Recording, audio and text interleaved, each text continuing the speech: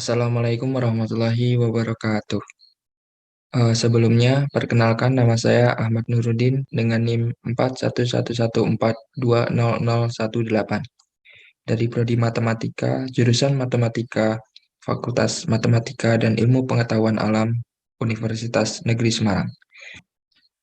Baik, pada kesempatan kali ini, saya akan menjelaskan mengenai kajian dari database, yaitu ada 4 bab. Yang pertama adalah sejarah perkembangan konsep basis data, yang kedua basis data, yang ketiga batasan aturan basis data, dan yang terakhir model data entity relationship. Yang pertama yaitu ada perkembangan konsep basis data. Perkembangan konsep basis data itu dibagi menjadi 5 tahap. Pada tahap pertama, yaitu pada awal 1960-an, jadi konsep basis data pada tahap 1 adalah data-data diolah berdasarkan prinsip pemrosesan berkas atau file processing pada lingkungan komputer mainframe. Pada tahap kedua, yaitu pada akhir tahun 1960-an, ciri konsep basis data pada tahap kedua ini adalah konsep sistem basis data atau DBS, konsep sistem manajemen basis data atau DBMS, layanan informasi secara online, dan layanan informasi berbasis teks.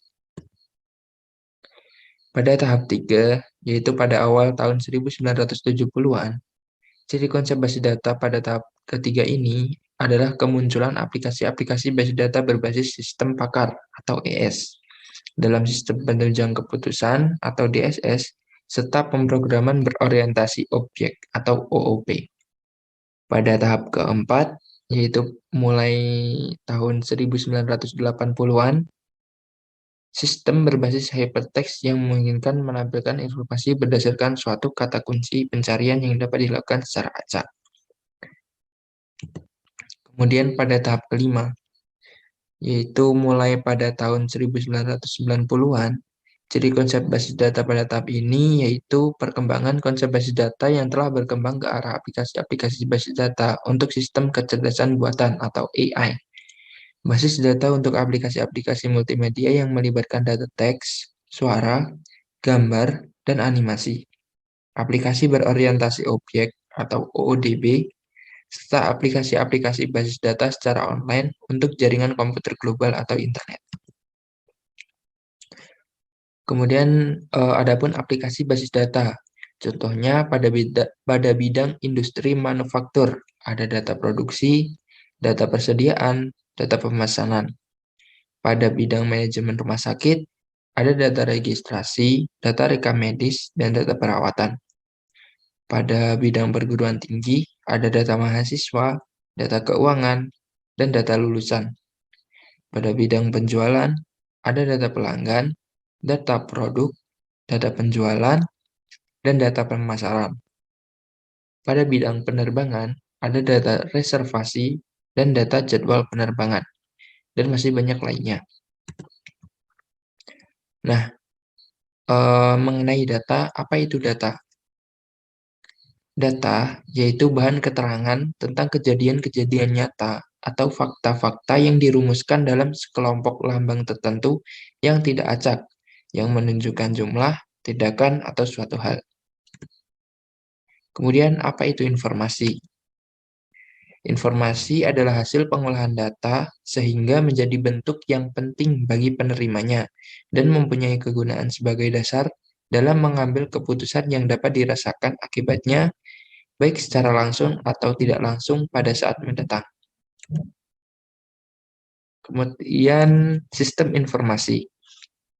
Dalam arti yang luas, sistem informasi dapat dipahami sebagai sekumpulan subsistem yang saling berhubungan, berkumpul bersama-sama dan membentuk satu kesatuan, saling berinteraksi dan bekerja sama antara bagian satu dengan bagian lainnya dengan cara-cara tertentu untuk melakukan fungsi pengolahan data, menerima masukan atau input berupa data-data, kemudian mengolahnya atau processing, dan menghasilkan keluaran atau output berupa informasi sebagai dasar bagi pengambilan keputusan yang berguna dan mempunyai nilai nyata yang dapat dirasakan akibatnya, mendukung kegiatan operasional, manajerial, dan strategi organisasi dengan memanfaatkan berbagai sumber daya yang ada dan tersedia bagi fungsi tersebut guna mencapai tujuan.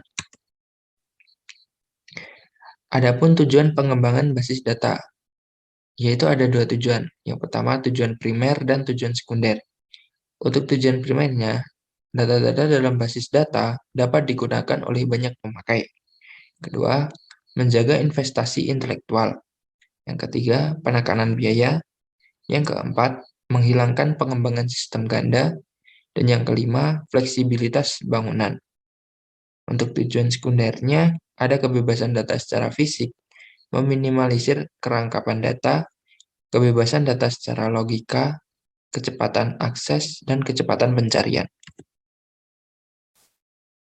Nah, keuntungan pengembangan basis data antara lain, yang pertama, kerangkapan data dapat diminimalkan.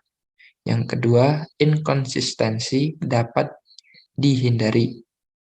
Yang ketiga, data dalam basis data dapat digunakan secara bersamaan. Yang keempat, standarisasi data dapat dilakukan.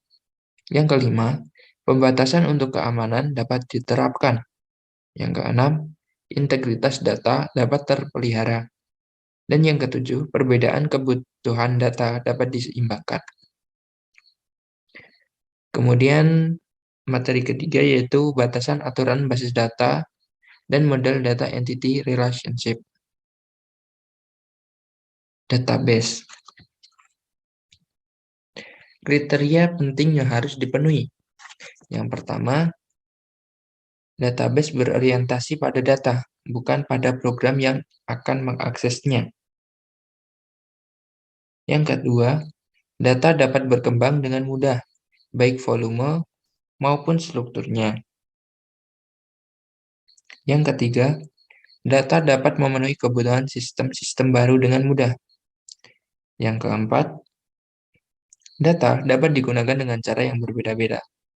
Dan yang kelima, kerangkapan data minimal. Keuntungan pengembangan basis data. Yang pertama, kerangkapan data dapat diminimalkan. Yang kedua, inkonsistensi data dapat dihindarkan. Yang ketiga, standarisasi data dapat dilakukan. Yang keempat, pembatasan untuk keamanan data dapat diterapkan.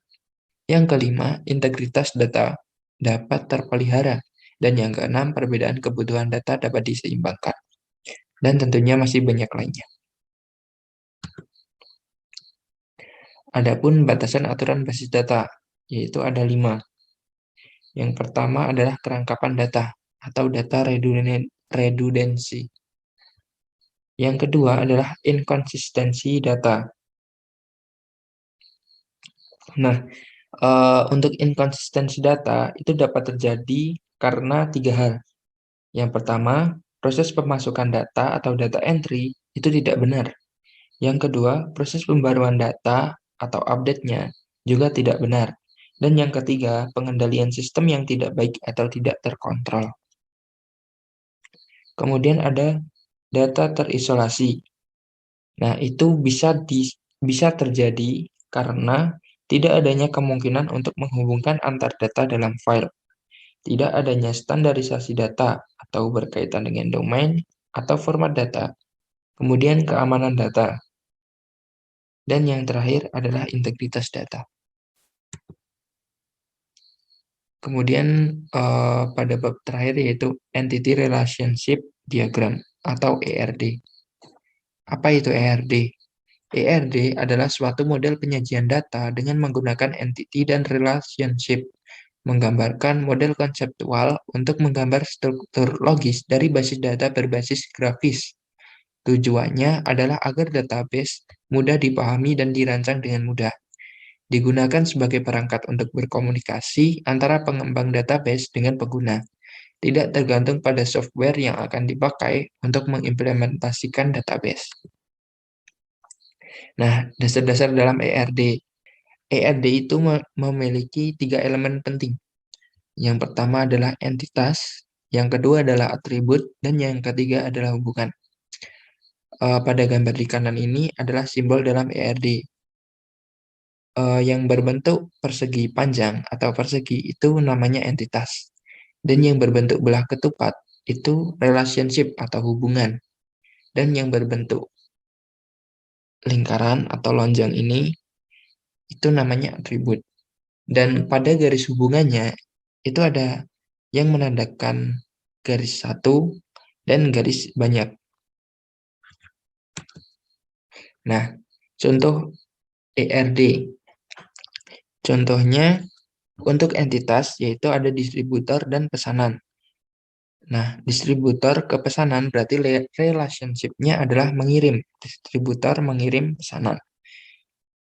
Untuk garis hubung dari distributor ke mengirim itu menggunakan garis hubung satu. Sementara dari pesanan ke mengirim itu menggunakan garis hubung banyak. Nah, untuk distributor itu memiliki atribut yaitu nama kurir. Dan untuk pesanan juga memiliki atribut yaitu nomor pesanan. Baik, demikian materi yang dapat saya sampaikan pada kesempatan kali ini. Semoga membantu.